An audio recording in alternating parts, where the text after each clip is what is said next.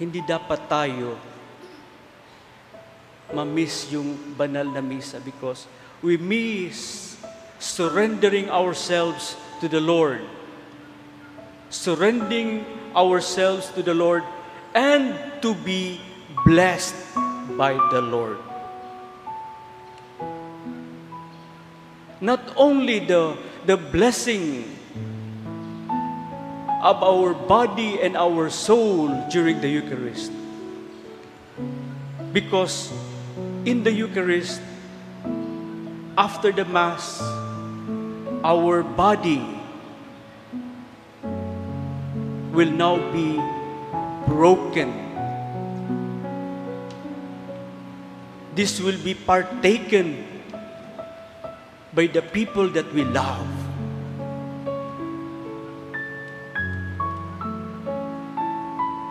Hindi hanggang magsimba lang tayo. The Mass doesn't end in the Holy Communion, in the offering of ourselves to Jesus. The Mass will start after we go out from this church.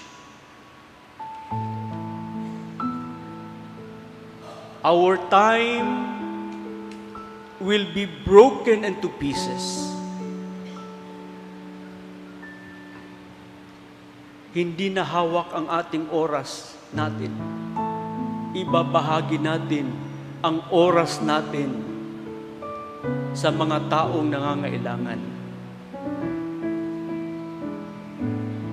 Our time, our talent, and our treasure has to be partaken by the people that we love.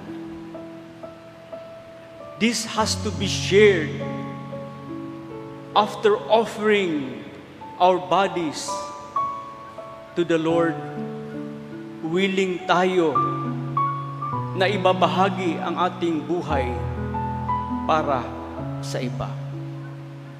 And you know what? There will be a sense of satisfaction in us.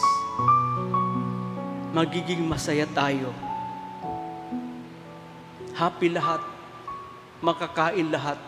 Siksik, liglig, umaapaw ang blessings. May tira pa. My dear friends, we often wonder how Jesus was able to feed these 5,000 people with 5 loaves of bread and 2 pieces of fishes. The question here is it a miracle or a simple sharing?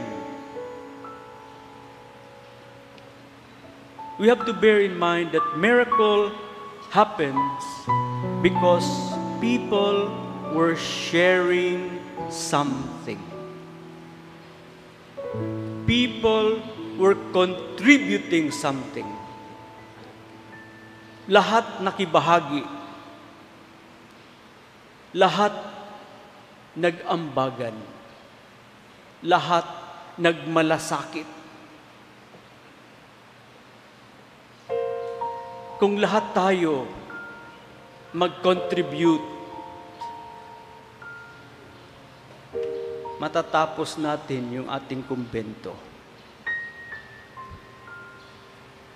Dapat lahat,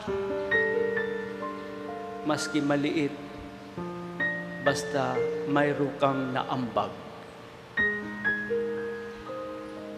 Dahil kapag magbigay tayo, ito'y babalik sa atin.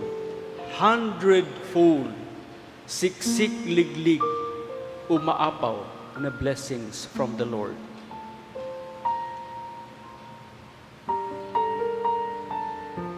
And Jesus is our model.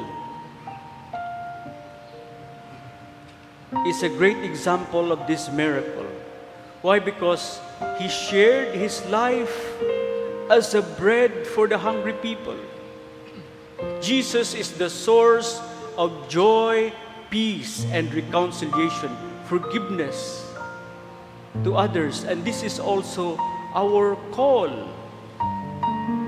to be like Jesus, to be an instrument for miracles to happen into our lives. We have to remember that even if only we can be present, even if we can only be a presence for those people entrusted to us, this will be enough food for them. Naalala ko yung mother ko. Every week, he see to it that after his work, he has to go to the bakery and buy bread for his 6 children. He do this every day, Monday to Friday. And excited kami. And we're very happy. And these memories lingers every now and then. The sacrifice of giving from my mom. Nako, excited kami. 5:30, our mother is coming. May tinapay na naman. Ang saya-saya. We are not only happy because there is bread to be given to us. We are happy because of His presence. His presence that gives joy and happiness to the family.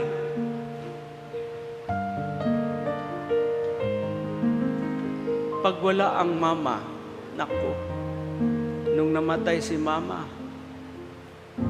nako, iba ang atmosphere sa bahay.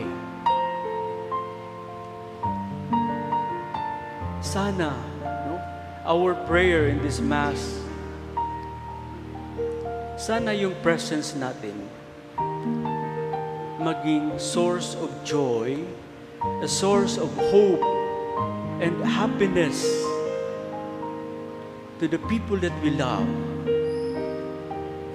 nurturing them with love. Hindi sana takot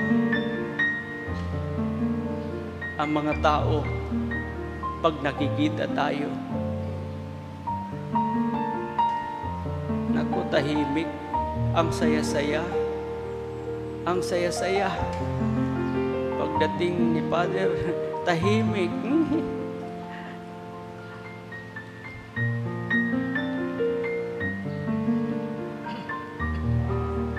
Sana ang prayer natin na maging masaya.